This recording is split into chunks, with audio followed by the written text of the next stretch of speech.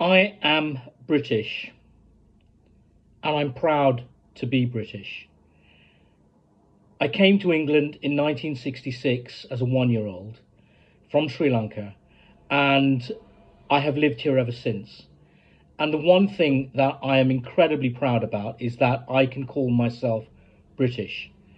The British people are a mixture of Celts, Saxons, Danes, Franks, and nowadays a lot of other ethnic groups. But ultimately, we are British. But let me put a proviso. You are British if you want to be British. If you love what Britain stands for, which I do, and everything that this country offers, then by all means, be British. But don't come here and tell British people like myself how to behave and how you want to live. That is your culture, and you're very welcome to practice your culture, but do not foist it on me. I don't want your culture. I want the culture of the country that I have adopted as my own. Despite being born abroad, I have adopted Britain as my country, and I want to be British, and I am British to all intents and purposes. Okay, colour of my skin, colour of one's skin, I don't think it matters. Ultimately, it's where your heart is. To be British is to accept other people and offer that charity. But in return, don't abuse that charity and don't expect Britain to pander to your requirements. And this is why I'm also going to say I am not a multiculturalist. I think multiculturalism is the reason why Britain has become just unrecognisable in the last 15, 20, 30 years, if not longer. All the things that Britain stood for, the culture that is British, that I love, has been changed in the name of multiculturalism. And who is changing it? Who is forcing multiculturalism on us? Who is doing that? Ask yourself. It comes from the political elite.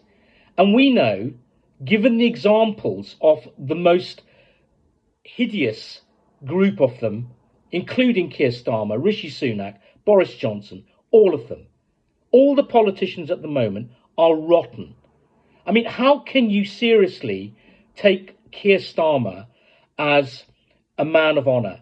He has no honour because he changes his mind at a whim.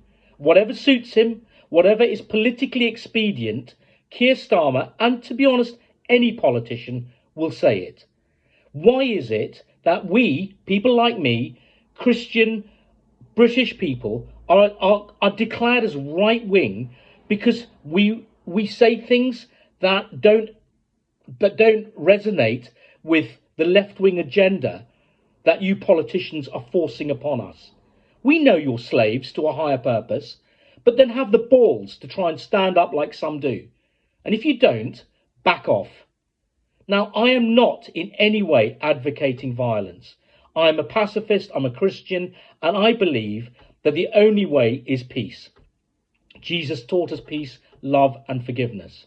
But there comes a point when you force people into a corner and you make them accept the unacceptable for long enough, it is going to blow up in your face.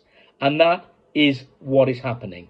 The number of people I speak to on a regular basis who say to me, I can't stand it anymore. I can't stand what's happening to Britain.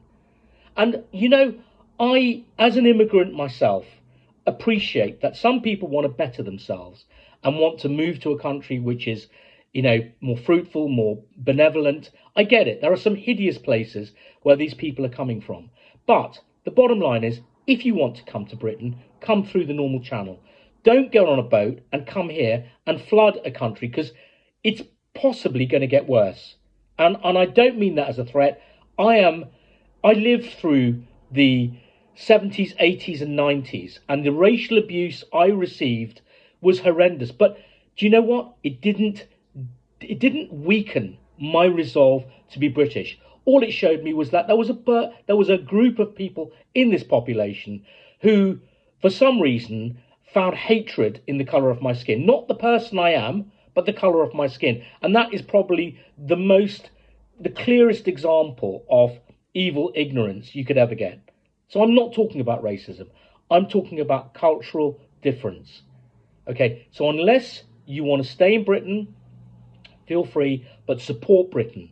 And I just want to say that Britain should not be multicultural. It should be accepting of other cultures, but Britain should be British. It is the land that people who here live and appreciate everything that is British.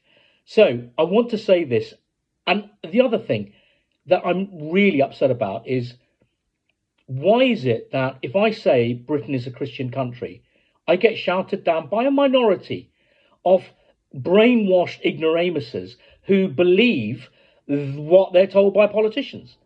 Now, I live in Portsmouth, and if you walk down to the front, there's a statue of Admiral Lord Nelson.